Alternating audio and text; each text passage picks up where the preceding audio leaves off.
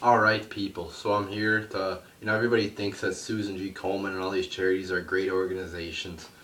Well, a lot of them aren't. A lot of them have their flaws. I'm here to expose Susan G. Komen, and not only Susan G. Komen, but this whole, medical thought that, we don't have a cure to cancer, vaccines are good, and just the whole big pharma thing, and just the whole medical conspiracy in the corruption in the medical world that we have.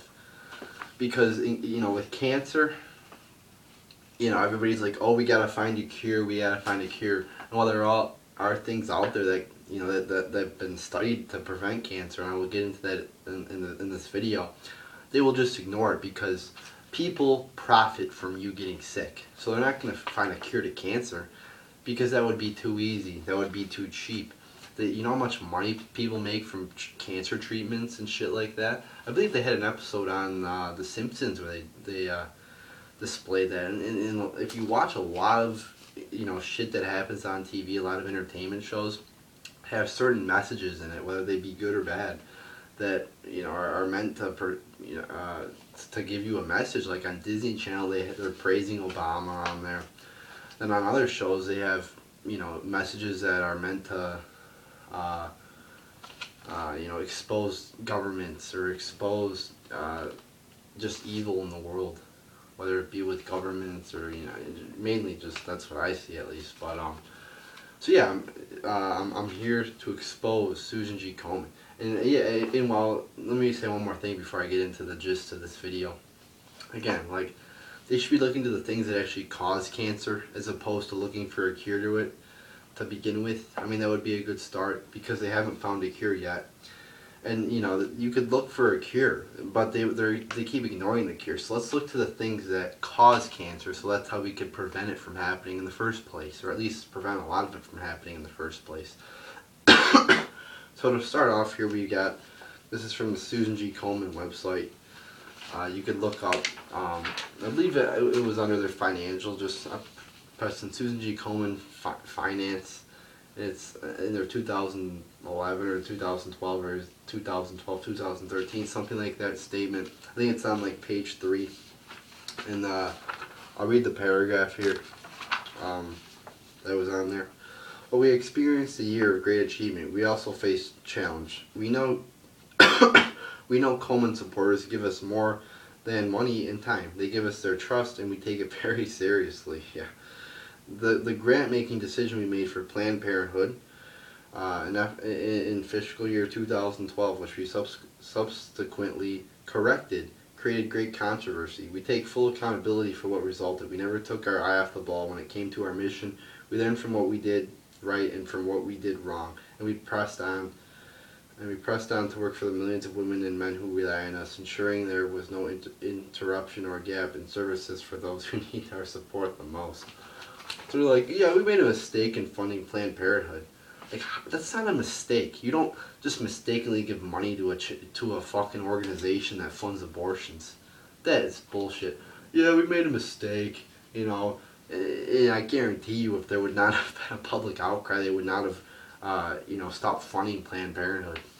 So they admit they made a mistake. They admit they fucked up. And let's go on. Let's just expose Planned Parenthood here as a fraud. I got a little bit of a cold, so I might be taking a few drinks of water here and coughing a little bit. But I just wanted to get that, tell you guys that. So this is coming off the Planned Parenthood website here. Right here, Planned Parenthood website. You can basically, it's 2012 statistics. If you look under abortion services, and it says abortion procedures, 327,166. So they committed 327,166 murders in 2012 there, or at least assisted in it. And if you go to where it says revenue, right here, revenue, government and health services grants and reimbursements give 540,500. I believe that's in thousands. I don't know for sure, but it says 540.6. So government government health services grants and reimbursements. So government, gives the most money, it looks like, to Planned Parenthood. So that's great. So yeah, I mean, or at least government's in the category that gives the most money because it says and reimbursement. So you don't know for sure, but probably does, don't our government. So there you go. They fund abortion, and I saw you could type in Daily Caller in Planned Parenthood. They have some good articles on the Daily Caller exposing Planned Parenthood, like one where there was an award. They gave this place in, I believe it was Colorado, an award because they performed more abortions in one year than they did the previous. Like, this is the corruption of Planned Parenthood. And there was another one on there where they were being investigated. I don't know. It's just Planned Parenthood's evil. Susan G. Komen funded it, and that's just one of the reasons why Susan G. Komen is bad. I'm not saying, they're actually not bad. Like, looking at what they donate like 80% of their their revenue to charity, which is pretty good, I think. So they're not bad, but they've got some bad elements to them, and I'm just telling you those. This article is from the Daily Caller, right here. Susan G. Komen, CEO salary up 64% as charity loses funds. It goes on to say Nancy Brinker makes $684,000 annually, a 64% increase from her salary in 2010. The CEO of the Red Cross, Gail McGovern, makes $500,000 annually, even though the Red Cross made $3.4 billion in revenue last year, 10 times more than the $340 million brought in by Susan G. Komen. So Susan G. Komen's CEO makes more than Red Cross's CEO, even though Red Cross brings in 10 times more than Susan G. Komen. Ken Berger, the president and CEO of Charity Navigator, a nonprofit that evaluates the financial status of large charities, told NBC this pay package is way outside the norm. It's about $250,000 more than what we see for charities of this size. So she's clearly making a lot more money than she should be making. Like 600 whatever it said. I think it was $684,000. I think that might be a little too much money considering the Red Cross guy. Was it Red Cross? Let me see. Yeah, Red Cross guy makes 500,000, I believe. I keep looking back at this. Yeah, $500,000. So clearly a little bit too much there, being paid by this bitch. So now we're gonna, Susan G. Komen's out of the way. Let's move on to this. A study was done here. I'm just gonna skip this article because they're basically two of the same here. This is from BMJ.com, I guess. I think this was the site or the scientist that did the study right here. And it says 25-year follow-up for breast cancer incident and mortality of the Canadian National Breast Screening Study randomized screening trial. So it basically tested women who were screened and women who were, underwent screenings. And I'm going to read this here. During the 5-year screening period, 666 invasive breast cancers were diagnosed in the mammography arm. The mammography is like the thing you go to see if you have breast cancer. I believe it gives off a small amount of radiation, they say. And 524 in the controls, which didn't receive the mammogram. You just received like basic, treatment, no scanners or anything like that. And of these, 180 women in the mammography arm and 177 women in the control arm died of breast cancer during the 25-year follow-up period. So there you go, people. It doesn't matter if you get the mammography, screening done. It's pretty much the same according to the study. And Susan G. Komen funds mammogram. Is that how you pronounce it? I always think I'm pronouncing it somewhat wrong. I sound like a jackass and somebody's laughing at me. But so there you go. I mean, the study is in right here. mammographies are, according to this 25-year study, they're, I gotta get another water here. According to this 25-year study, they're not good. So, I mean, there you go, people. Now we're gonna move on to this article here for my. Do they have a website? Usually they put the website down on the bottom, but I think it's like Cancer Scope. It says it in the top corner there. But radiation treatment generates therapy-resistant cancer stem cells from less aggressive breast cancer cells. So basically here, did I highlight anything in this article? Yeah, I'll just read the first sentence here.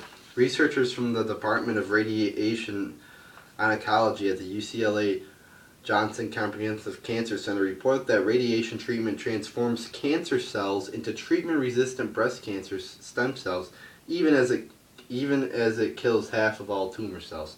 So there you go. This radiation, it actually creates what they say, creates or transforms cancer cells into treatment-resistant breast cancer stem cells. So there you go, people.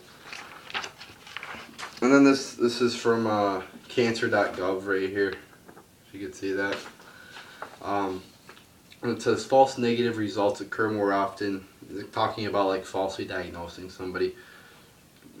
Occur more often among younger women than older women, because younger women are more likely to have more dense breasts. Yeah. As a woman ages, her breasts usually become more fatty. Ugh. And false negatives results become less likely. False negatives can lead to delays in treatment and a false sense of security for affected women.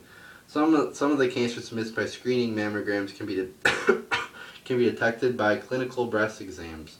So there you go, another thing, sort of contradicting mammograms, saying, oh, just a clinical breast exam can detect cancers that a mammogram cannot.